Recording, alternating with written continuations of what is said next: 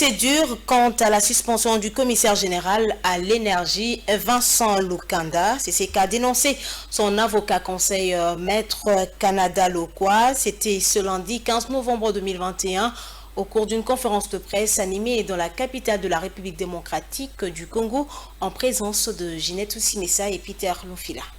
Cette suspension du ministre de la Recherche scientifique et innovation technologique José Panda à l'endroit du commissaire général à l'énergie atomique Vincent Lukanda est qualifiée d'irrégulière et cavalière par son avocat conseil Canada Lokwa. Ces derniers accusent le secrétaire général de ces ministères d'induire son ministre des tutelles en erreur en prenant des décisions à l'emporte-pièce. Le secrétaire général à la recherche scientifique et innovation technologique qui induit le ministre en erreur en prenant des décisions à l'emporte-pièce. Une invitation de service a été adressée au commissaire général à l'énergie atomique, déjà en suspension par le secrétaire général du ministère de la Recherche scientifique pour une audition dans son cabinet de travail, affirme Canada Lokwa. Voilà que le commissaire venait de recevoir une invitation de service du secrétaire général à la recherche scientifique et innovation technologique,